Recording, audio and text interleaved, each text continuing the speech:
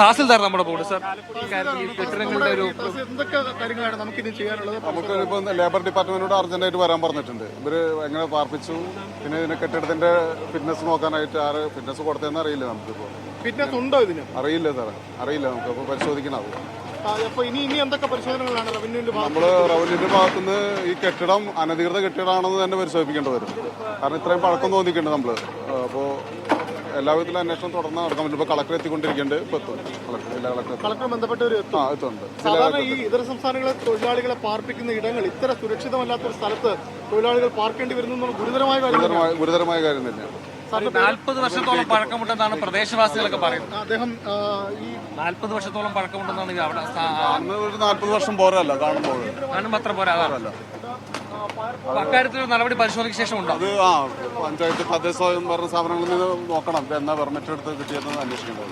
എന്തായാലും ഇതര സംസ്ഥാന തൊഴിലാളികളെ സംസ്ഥാനത്ത് അവരെ പാർപ്പിക്കുന്നതും അവരുടെ തൊഴിലും സംബന്ധിച്ചുള്ള കാര്യങ്ങളിലേക്ക് ആശങ്കകളുള്ള പല കാര്യങ്ങളിലേക്ക് കൂടി വെളിച്ചം വീശുന്നതാണ് ഈ സംഭവം. ഏറെ ദുഃഖകരമായ സംഭവം. തഹസിൽദാരാണ് അല്പസമയം മുമ്പ് നമ്മളോട് സംസാരിച്ചത്.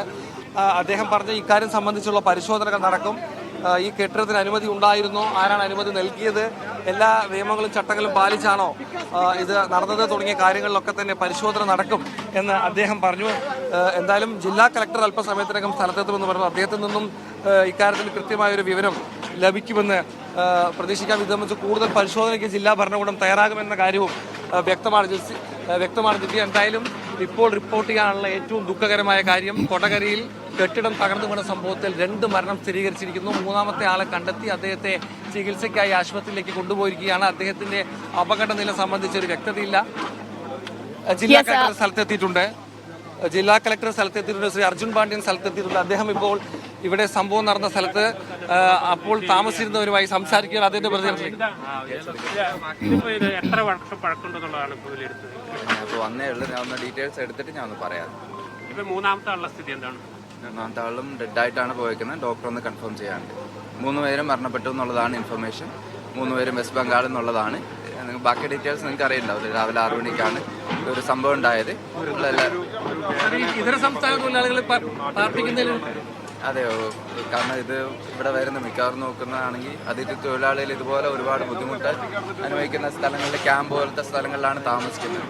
പലപ്പോഴും ഡയറക്ഷൻസ് കൊടുക്കുന്നുണ്ടെങ്കിലും അവർ അവസാനം ഇതുപോലത്തെ ഇപ്പം കുറഞ്ഞ റേറ്റിലും പല കോൺട്രാക്ടേഴ്സ് കൊണ്ടുവന്നിട്ട് ഇതുപോലത്തെ സ്ഥലത്താണ് താമസിപ്പിക്കുന്നത്. നമ്മളിത് മനസ്സിലാക്കുന്ന ഏതോ ഒരു കോൺട്രാക്ടിൻ്റെ കീഴിലാണ് ഈ 17 പേര് വന്നിട്ടുള്ളത്. അപ്പോൾ അവരാണ് ഇവിടെ താമസിച്ചുകൊണ്ടിരുന്നത്. നല്ല പഴക്കമുള്ള, ഒരുപാട് പഴക്കമുള്ള ബിൽഡിംഗ് ആണ്. പഴയ തറവാട് പോലത്തെ ബിൽഡിംഗ് ആണെന്നാണ് മനസ്സിലാക്കിയത്.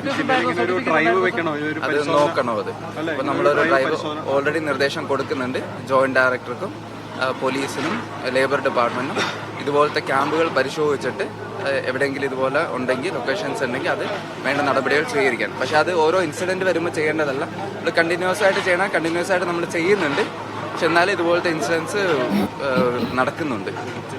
ഇവരെവിടെ വർക്ക് ചെയ്യുന്നവരാണെന്നാണ് വല്ല ധാരണയുണ്ടോ? അല്ല, പല കൺസ്ട്രക്ഷൻ ഏരിയയിൽ വർക്ക് ചെയ്യുന്ന ആൾക്കാരായിട്ടാണ് നമുക്ക് മനസ്സിലായത്. പല കൺസ്ട്രക്ഷൻ, പ്രത്യേകിച്ച് ഒരു സൈറ്റിലല്ല, പല കൺസ്ട്രക്ഷൻ സൈറ്റിലാണ് ഇവർ വർക്ക് ചെയ്തുകൊണ്ടിരുന്നത്. പ്രധാനപ്പെട്ട നമ്മളോട് വരുമ്പോൾ ആളുകൾ പറയുന്ന ഒരു കാര്യം, ഇത്തരം ഒരു പഴക്കം ചെന്ന ഫിറ്റ്നസ് ഉണ്ടോ എന്ന് പോലും അറിയാത്തൊരു ബിൽഡിംഗിലേക്ക് ആളുകളെ പാർപ്പിക്കുന്നു. അത്തരം ഒരു കാര്യങ്ങളെല്ലാം പരിശോധിക്കേണ്ടതല്ലേ? അല്ല, ഇതൊക്കെ പരിശോധിക്കേണ്ടതാണ്. ഇത്രയും അൺസേഫ് ആയിട്ടുള്ള ബിൽഡിങ്ങിൽ എങ്ങനെ താമസിക്കുന്നു? ഒരുപാട് പഴക്കമുള്ള ബിൽഡിങ്ങിലാണ് അവർ താമസിച്ചുകൊണ്ടിരുന്നത്. അപ്പോൾ അത് പരിശോധിക്കേണ്ടതാണ്. നമ്മളത് പരിശോധിക്കും. ഇത് കൂടാതെ തന്നെ മറ്റ് സ്ഥലങ്ങളിലുള്ള കാര്യങ്ങൾ നമ്മൾ പരിശോധിക്കും. ഈ 3 പേരുടെയും മൃതദേഹങ്ങൾ ഇപ്പോൾ എങ്ങോട്ട് മാറ്റുന്നത്? തുടർ നടപടികൾ എന്തൊക്കെയാണ്? തുടർന്ന് ഇത് കഴിഞ്ഞിട്ട് നമ്മൾ ഹോസ്പിറ്റലിൽ പോയി അവരുടെ കൂടെ ഉണ്ടായിരുന്നവരുമായിട്ട് സംസാരിക്കുന്നുണ്ട്. അവരുടെ സ്ഥലത്തിലേക്ക് എത്തിക്കാനുള്ള എല്ലാ സൗകര്യങ്ങളും ചെയ്തു കൊടുക്കും. നമ്മൾ തന്നെ ചെയ്തു കൊടുക്കും. ഗവൺമെന്റ് തന്നെ ചെയ്തു കൊടുക്കും. പിന്നെ അവർക്ക് വേണ്ട കോമ്പൻസേഷൻ എന്താണെന്ന് നോക്കിയിട്ട് അതും കൂടെ നമ്മൾ ചെയ്തു കൊടുക്കും. കൺഫേംഡ് ആണ്. മരിച്ചു എന്നുള്ളത് കൺഫേംഡ് ആണ്. അതെ, 3 പേര് മരണപ്പെട്ടു എന്നുള്ള നിലവിലത്തെ.